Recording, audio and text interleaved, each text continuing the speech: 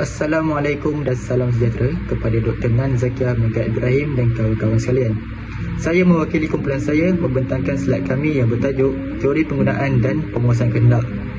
Kumpulan kami terdiri daripada saya, Muhammad Alif Aiman bernombor esok 283795, Mas Syarkawi Berandak 287770, Mat Afandi bin Mat Jelani 284143, Tek Justin Malintau 284126, Narish anak lelaki Winchan 283851. Pengenalan.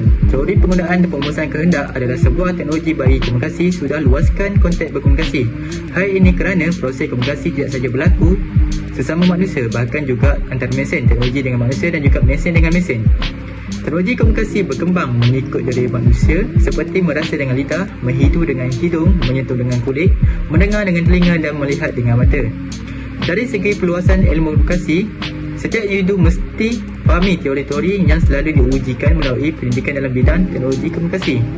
Individu dan akan menggunakan juga teori-teori yang telah diwujudkan dalam teknologi komunikasi adalah salah satunya teori penggunaan dan penguasaan kehendak.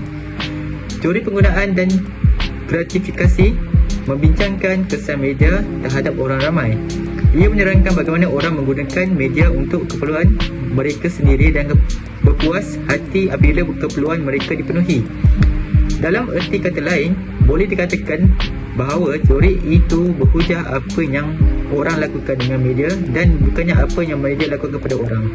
Saya Masyikawi bin Anda, Nokat Metrik 283770. Okey, saya akan membentangkan mengenai latar belakang dan sejarah teori komunikasi. Yang pertama ialah sokongan untuk teori penggunaan dan kepuasan keinginan berpendapat bahawa keperluan manusia mempengaruhi cara mereka menggunakan dan bertindak balas. Yang kedua ialah kajian alternatif kepada kaedah media tradisional pelbagai proses media seperti McLaren dan Bakers. Ia cepat berkembang menjadi sudut pandangan yang memperkasakan khalayak untuk pemilihan maklumat, tafsiran, tindak balas dan kesan ke atas maklumat yang diperoleh. Yang ketiga ialah pendekatan kebergunaan dan kepuasan adalah keperluan ciptaan manusia yang dipengaruhi oleh kajian media. Ia bertujuan untuk mengkaji kepuasan terhadap jenis media dan kandungan yang menarik perhatian minoriti kepada keperluan sosial.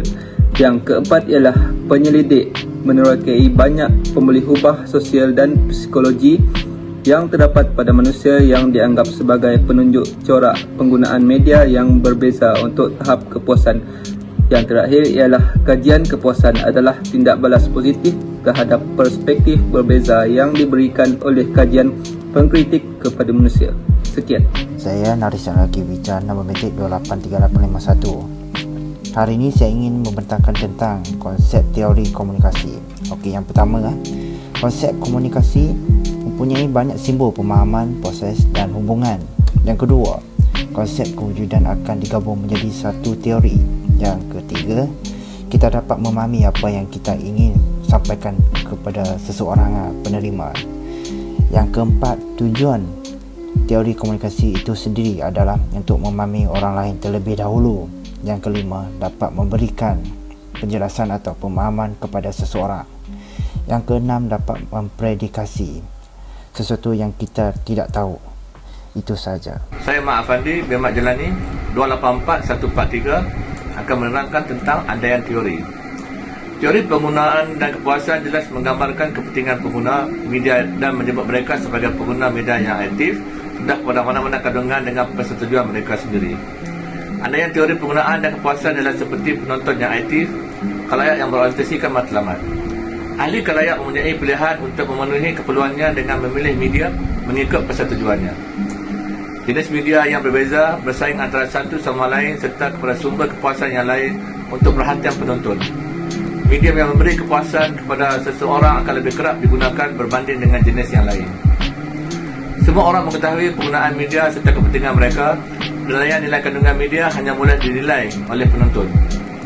Pernyataan rasmi pertama teori kegunaan dan kepuasan datang dari Karl Blumer dan Goodrich pada tahun 1974, iaitu kepuasan tertumpu kepada asal-usul sosial dan psikologi keperluan yang menjana jangkaan media massa atau sumber lain yang membawa kepada corak perbezaan. Pendedahan media yang mengakibatkan kepuasan keperluan serta akibat yang lain mungkin kebanyakannya tidak diingini. Matlamat penonton untuk penggunaan media seperti yang diberikan iaitu dimaklumkan atau dididik mengenal pasti dengan watak situasi dalam persekitaran media, hiburan yang sederhana, meningkatkan interaksi sosial, melarikan diri dari tekanan kehidupan seharian.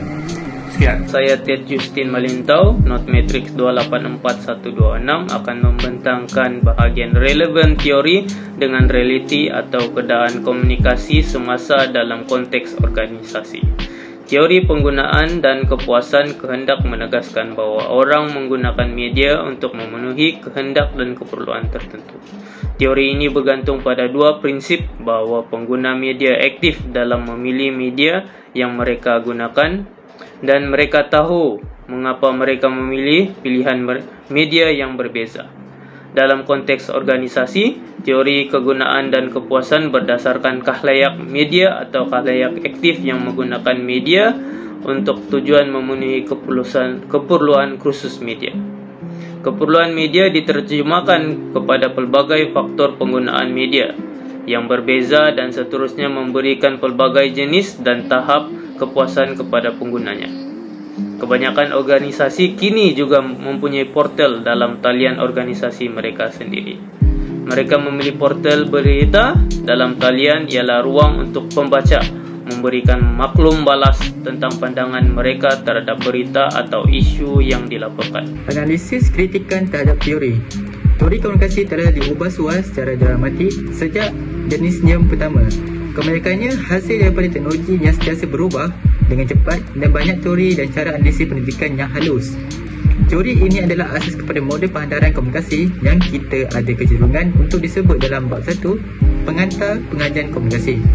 Tinjauan penyelidik berharap untuk memetakkan corak di dalam otak manusia supaya mereka boleh menghubung rangsangan terikat kepada tingkah laku terikat. Teori yang lebih baru ini menggabungkan banyak faktor wancana ke dalam bacaan daripada komunikasi, mengakui bahawa setiap pengirim dan penerima mentafsir mesej supaya mengalihkan mereka ke pakaran terdahulu.